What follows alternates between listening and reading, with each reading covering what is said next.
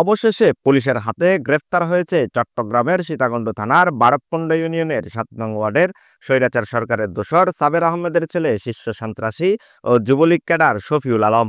মঙ্গলবার সন্ধ্যা 6:30টার দিকে বারবকুণ্ড পিএসপি গেটের সামনে থেকে তাকে গ্রেফতার করে পুলিশ। জানতে চাইলে সীতাকুণ্ড সার্কেলের এসপি মহিউদ্দিন জানান, গত 7 এপ্রিল দলবল নিয়ে বারবকুণ্ড ইউনিয়নের নতুন পাড়ার জহির আহমেদের পরিবারের উপর নৃশংস হামলা চালায় শফিউল। এ সময় ঘরের নারী ও বৃদ্ধদের উপরও হামলা করা হয়। পরে এই ঘটনায় বাদী হয়ে আদালতে মামলা করেন ভুক্তভোগী সালেহা বেগম। সেই মামলার প্রেক্ষিতে গ্রেপ্তার করা হয় শফিউলকে।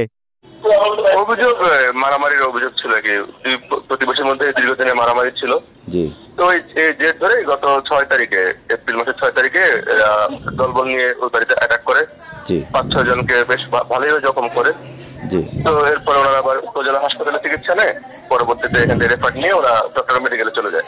আচ্ছা আচ্ছা। পরে একটু সুস্থ হয়ে এসে ওনার যে বাদী ছিল সালেহা বেগম, উনি হচ্ছে মামলা দায়ের করে। তো ওইটা আমি তদন্তভার নেওয়ার পরবর্তীতে অভিযান পরিচালনা করি, বাড়িতে যাই, কিন্তু খুঁজে পাচ্ছেন না, পলাতক ছিল সবাই। সেভাবে গতকাল একটা আবার একদম মানে গোপনীয় আরেকটা অভিযান দিয়ে তাকে গ্রেফতার করতে পারলাম আর কি। এছাড়া এই ঘটনায় সম্প্রতি একটি সংবাদ সম্মেলন করে ভুক্তভোগী পরিবার। এরপরেই মূলত নড়ে চড়ে বসে প্রশাসন। হামলাকারীদের গ্রেফতার করতে সাঁড়াশি অভিযান চালায় পুলিশ। গ্রেফতারের পর শফিউলকে আদালতে প্রেরণ করা হয়েছে। হ্যাঁ, আমি এরকম শুনতে পাইছি, কিন্তু হচ্ছে আমার তো আসলে ওইটা এখন বিবেচ্য বিষয় না। তার নামে অভিযোগটা হচ্ছে মারামারি।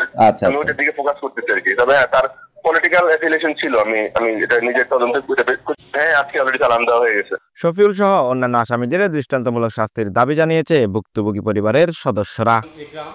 উনি হচ্ছে বিভিন্ন মামলা বাণিজ্যের সাথে জড়িত এবং বিভিন্ন চাঁদাবাজি, কেন্দ্রবাজি এগুলোর সাথে জড়িত। Desk report, news BD 24।